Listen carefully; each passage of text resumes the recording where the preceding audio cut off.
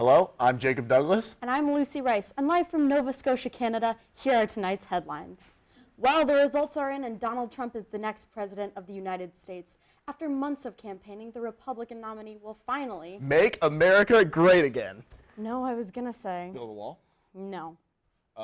Put Hillary behind bars. No, I was going to say take office. Oh, right. After months upon months of saying there is no way, it happened. I mean, I feel like I'm living in an episode of The Simpsons or South Park. America, we now have a president with a hairdo like this. Congrats. His first act as president will be adding a new wing to the White House, complete with a salon and tanning beds. After all, while he's set to be inaugurated on January 20th, his hair alone will be inaugurated on the 21st. You know, Jacob, in a way, I saw this coming. I mean, this isn't the first time Donald Trump has pushed a black family out of their home. Millennials voted for Clinton on an almost unanimous basis, while older voters who left us with global warming, segregated housing, and crushing student debt elected a man who plans on fixing none of these things. And not to mention the fact that Trump doesn't even believe that global warming is a real thing. Look, if Leo freaking DiCaprio tells you climate change is real, then climate change is real. Gary Johnson made his name heard on Election Day, stealing votes away from both candidates in about every state. But you know, I don't know what Johnson was more happy about, his voting turnout or the legalization of marijuana in California. Yes, recreational use of marijuana is now legal in California, which is good because we're going to need it to take the edge off these next 4 years. Another California law that didn't pass was Proposition 60, a bill that would force actors and actresses in the adult film industry to wear condoms in their movies. But a lot of voters in California were confused by the name of the bill.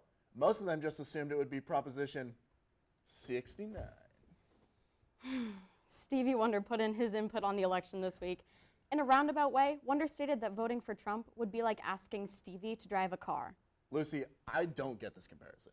Maybe you just aren't looking at it in the right way. No, I still don't get it.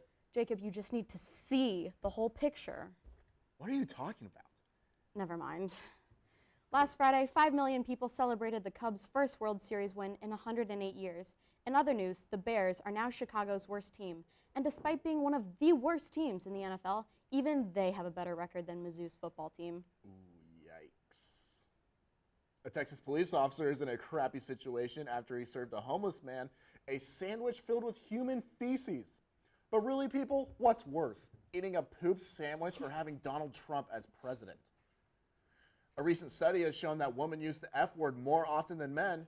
Lucy, do you think this is true? There is no... Whoa, okay. We're going to take that one as a yes. Kendall Jenner turned 21 last Thursday. She partied hard with her siblings in West Hollywood. Apparently, she was so drunk that she forgot she was given a Rolls Royce as a present. To quote Jenner, "Oh my God, I forgot I got a car last night."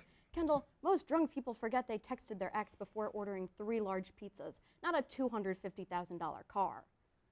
Passengers on a flight to Mexico City were in for quite a treat when a snake appeared on their plane this week, to which Sam L. Jackson said, "Oh, not again."